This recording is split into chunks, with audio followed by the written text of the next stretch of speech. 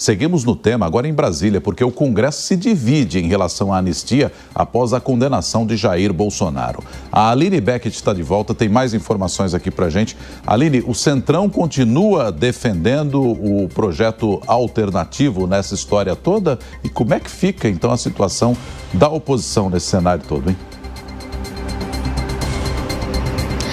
Oi, Nonato. Então, sim, existe uma divisão clara, o Centrão está envolvido, mas com diferentes interesses e nem toda a bancada do Centrão apoia de forma igualitária o projeto de lei da anistia ampla, geral e restrita que está sendo levantado no Congresso Nacional, especialmente pela Câmara dos Deputados. Existe ali em contrapartida o apoio de muitos parlamentares do Centrão a uma anistia light, que é um texto que está sendo costurado pelo Senado Federal, especialmente articulado ali pelo presidente do Senado, Davi Alcolumbre, que trata-se da dosimetria de penas, especialmente da redução de penas aos condenados do dia 8 de janeiro. O governo federal não apoia a anistia ampla, mas já houve uma sinalização da ministra Gleisi Hoffmann no Palácio do Planalto em relação à redução de penas. Ela disse que isso é uma outra história, isso é uma outra questão, e até mesmo o Supremo Tribunal Federal vem criticando também essa anistia ampla, geral e restrita da Câmara dos Deputados. O ministro Gilmar Mendes, ontem, após um evento do IDP em São Paulo, chegou a falar sobre seu posicionamento em relação à anistia. Vamos acompanhar uma sonora que a gente separou dele.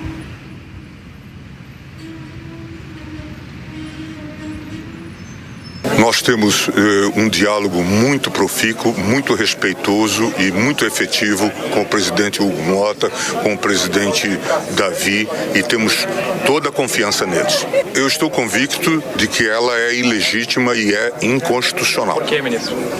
Porque, de fato, se trata de um crime contra a democracia, uma lesão grave à cláusula pétrea básica do texto constitucional.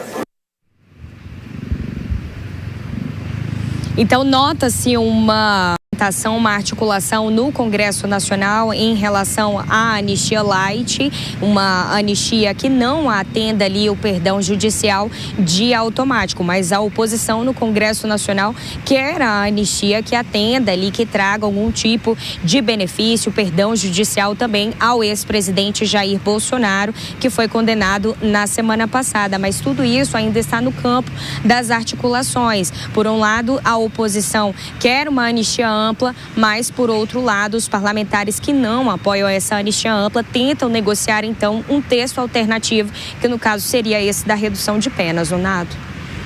Pois é, Aline, assunto importante para a gente continuar acompanhando. Muito obrigado, Aline Beckett. E a gente já discute também com os nossos analistas de hoje.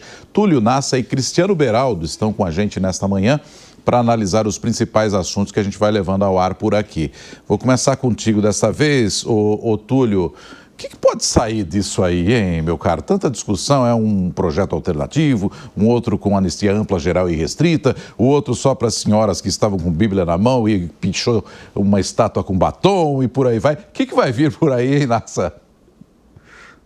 Olha, Nonato, eu vou citar aqui Clarice Lispector, exatamente, que ela dizia que o óbvio é a verdade mais difícil de se enxergar. Por quê? Porque o óbvio é que o PL da anistia vai sair desde que haja acomodação dos três players, dos três jogadores que estão nesse contexto. Quais são eles e quais são as questões aí envolvidas? Bom, o primeiro deles, já destacado na matéria, é o Supremo Tribunal Federal. O Centrão não vai aprovar um PL da anistia e brigar com o Supremo Tribunal Federal. Muito embora o PL da anistia, na sua versão ampla, geral e restrita, conta com o apoio da maioria dos juristas de direito constitucional, porque o nosso artigo 5º, inciso 43 da Constituição é claro ao dizer quais matérias não seriam cabíveis para uma anistia, e dentre elas não está crime de tentativa de golpe de Estado ou de abolição do Estado Democrático de Direito. O fato é que o Supremo não vai passar esse PL amplo, geral e restrito. Qual seria uma saída? A saída seria uma redução de pena, uma alteração da lei penal. Uma alteração da lei penal beneficia imediatamente os réus.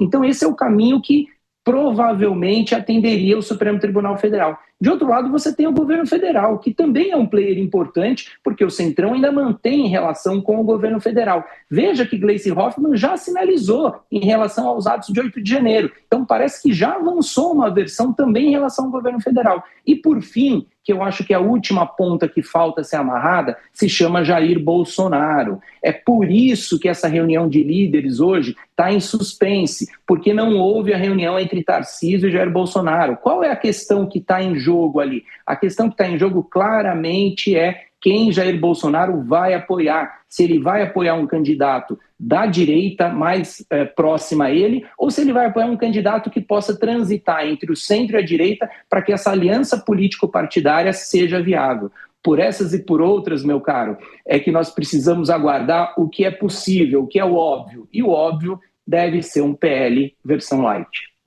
Beraldo, você acredita que essa decisão precisaria vir pactuada com todos os poderes ou uma decisão, uma iniciativa isolada da Câmara, por exemplo, não seria tão bom? E outro ponto, né, até a informação que a Beatriz trouxe, você vê que Tarcísio de Freitas nesse momento está querendo sair um pouco de cena?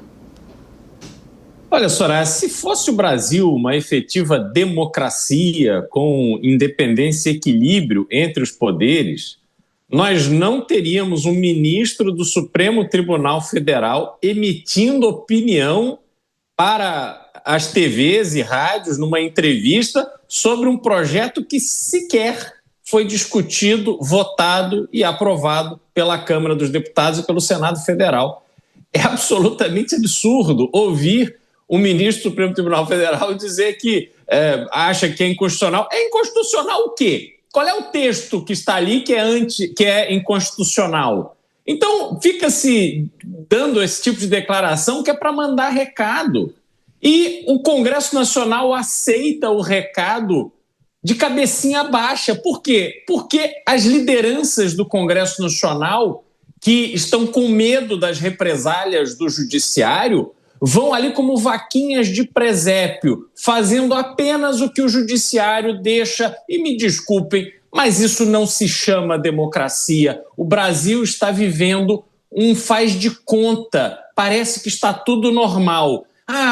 Tem 40 mil assassinatos por ano. Está tudo normal? Desses 40 mil assassinatos, apenas 8% são esclarecidos. Está tudo normal? Nós não podemos falar no celular nas ruas. Está tudo normal? Agora vamos deixar de usar aliança porque estão roubando aliança. Está tudo normal? Agora o ministro do Supremo Tribunal Federal dá declarações sobre algo que sequer existe. Está tudo normal? Agora a Polícia Federal faz operação contra a prefeitura que é administrada pelo pai do presidente da Câmara. Está tudo normal? Agora a Polícia Federal faz operação contra o primeiro suplente do presidente do Senado. Está tudo normal? E a gente vai fingindo que está tudo normal. Então, seguimos aqui como bons brasileiros, cabecinha baixa, fazendo o nosso, trabalhando para que a gente possa pagar impostos e financiar esta normalidade democrática que tantos batem no peito aí para se orgulhar no Brasil.